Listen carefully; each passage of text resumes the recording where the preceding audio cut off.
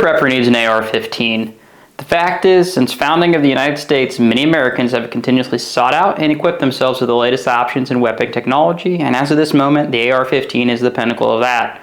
Whether you're old or young, a man or a woman, an AR-15 and some basic training with it is one of the best suited firearms available for any individual. There is a reason, after all, there's currently over 20 million AR-15s in circulation in the United States alone. In addition to this, with recent court rulings and some legislative changes we've been seeing across the country, it's now becoming easier than ever for the average citizen to acquire this versatile platform that's going to give you some great capabilities for hunting and self-defense. Now, the main factors that make an AR-15 a great option for nearly all users, and this is something in particular that's going to be good for you as a prepper, is that they have adjustability and telescoping stocks, a pistol grip, detachable magazines, they're chambered in an intermediate cartridge, and they have the ability to easily accept attachments. So, for example, I do have a couple AR-15 style weapons in front of me here, so I'm going to go over those different features that we brought up. So this right here is a Smith & Wesson M&P 15 with a 16-inch barrel and a adjustable stock right here. So this is considered a full rifle. You know, you can see you have the pistol grip, detachable magazine, just all the basic features that you would want that make this superior to something like a bolt-action rifle or a similar styled weapon to that. So with these particular ones, that telescoping stock is going to come into play in the fact that depending on the person, whether you're a larger individual or smaller individual, whether you're in a situation where you're wearing thick winter clothing or you're wearing body armor, you can properly adjust your cheek weld by repositioning your stock to get the best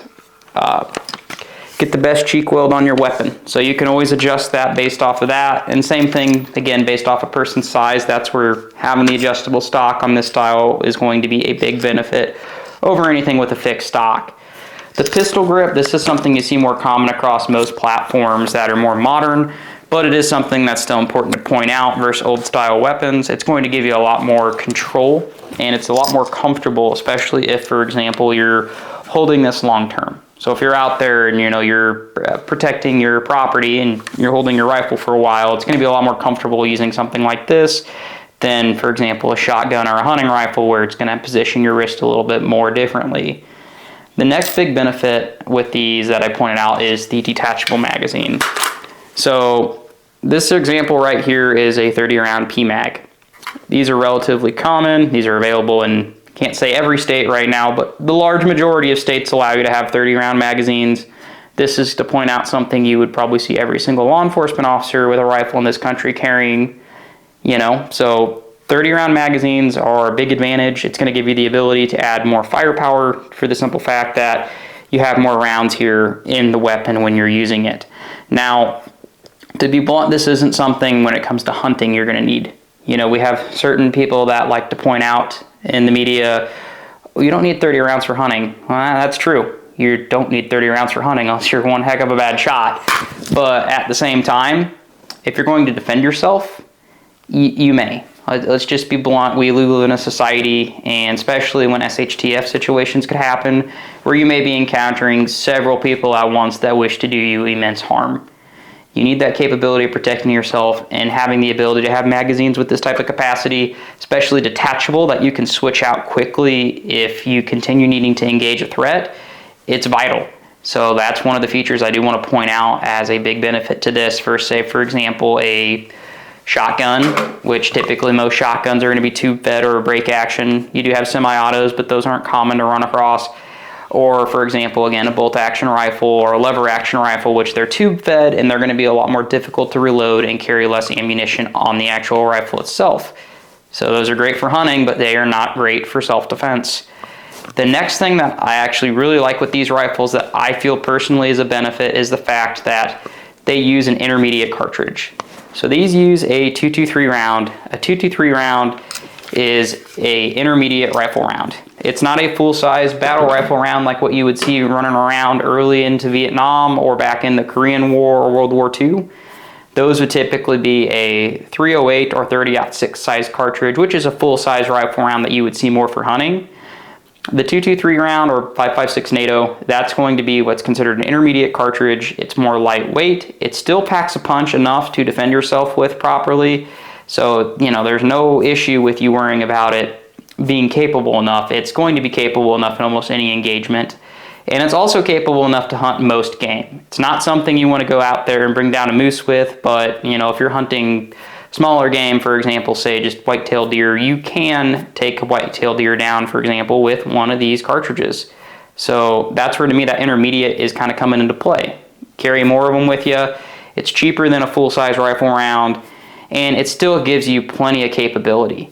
Another thing as well is if you're bugging out because of that lighter weight, again, it's going to give you more firepower if something happens. Now, again, always keep in mind the goal is to avoid a fight at all costs, but that isn't always a reality. Sometimes you will end up in an engagement, and you don't want to be the guy with less ammo on you, and that's something that actually we figured out back in Vietnam. So originally they issued people M14s, which, I'm sorry to go off a little bit here, but it's a good fact to know here, is we issued M14s out, and those M14s used a 308 rifle round, 7.62 by 51 millimeter NATO. What we were finding out is that it was a lot of weight and not a lot of ammunition capacity, and guys actually were needing to carry more ammunition. So we switched around with an intermediate cartridge like this, and it proved to be more than capable for what it was being used for, and it gave them a lot more capability to carry it around. And that's some things you need to think about, because in SHTF, if you got to hump stuff around with you, it could be quite a distance you got to go over. Now, the final big factor, in my opinion, with an AR-15 that makes it the ultimate gun for prepping, and this is why I would look into it as well, is going to be your versatility and what you can have attached to your weapon. So, for example, this over here is an AR pistol. So, I'll go over a little bit more here what the difference is between an AR pistol and a rifle in a few moments. But with this particular weapon, it's set up with a flashlight, and it's set up with a red dot. So, for example, you're clearing anything, you're going through a building, you're out at night, you have a weapon on your light. And having that weapon on your light is important because you need to know what you're shooting. If you have to shoot, you have to engage, you have to be able to see what that threat is out there. And having a weapon attached to your rifle is going to be vital for that. The other thing is going to be a red dot. Now, I would say these are pretty much standard to see anymore. Pretty much anybody in the military or law enforcement that carries a rifle, you will see them have some sort of optic on there. And a red dot's a great option. This particular one's an Aimpoint PRO. I kind of touched on that a little bit in one of my other videos, but these particular optics are very durable. As a red dot, they come in on the cheaper side. I know that's a little bit subjective, but on at least the quality of it, it comes in on the cheaper side. And a rifle with the ability to attach this stuff on here is going to make you more versatile and give you more capability, especially if you get out there and train with it. You know, keep in mind, you always have to train with any of these for them to be effective, but at the same time, you want to give yourself the most capable tools that you're training with and using if the time comes. So the ability to attach stuff on here like flashlights, red dots, they're going to be huge. You know, I've seen people mount plenty of other things. You see people mount extra magazines on their rifles. You see people mount tourniquets, for example, things like that as well. But to me, the big thing is a red dot and a flashlight that you want to mount on your rifle, and not many other rifles outside of an AR platform rifle is actually going to accept that. That's commonly available. So going over though, those are kind of the features that I wanted to touch on and point out when you're thinking about buying a weapon for prepping. And this is why I think an AR-15 is the best one. Now, I did mention earlier too, you do have AR pistols and you do have rifles. So the difference is with an AR pistol, this is technically a pistol brace. So this is considered a handgun, legally speaking. And you know, you have to realize you may have different rules and laws in your states that apply, considering the fact that this would be considered a handgun if you're going with this option, versus this guy right here is considered a full-length rifle. So keep that in mind. The AR pistols are a little bit more maneuverable. In some states, you actually could use this under a concealed carry permit. So if it's in a vehicle, it could fall under a concealed handgun permit versus a normal rifle typically will not. So that's some kind of different factors to think about with these. They are going through some different items right now on the AR pistols with ATF rulings. So if you're looking into purchasing one of those, keep in mind there is some legal stuff going on with them right now with the ATF deciding their opinion on them, which has unfortunately been a back and forth item for the last several years, versus the AR-15 rifles like this guy right here with a full standard stock on it in the 16-inch barrel. Really, since the assault weapons ban that ended, almost 2 decades ago at this point, there really hasn't been too much real efforts to ban these or regulate these more on a national level. They've tried, but overall, this is going to probably be your best bet for anybody. AR pistol still a good option, but overall that AR-15 platform is what we would recommend if you're out there as a prepper and you're looking into something. So with that in mind, definitely look around, pick out what best suits you in your situations, but if you ask me, this is the best weapon system you can get as a prepper. Now, that's all we really have for you today. I do want to leave you with this. Stay safe and stay prepared.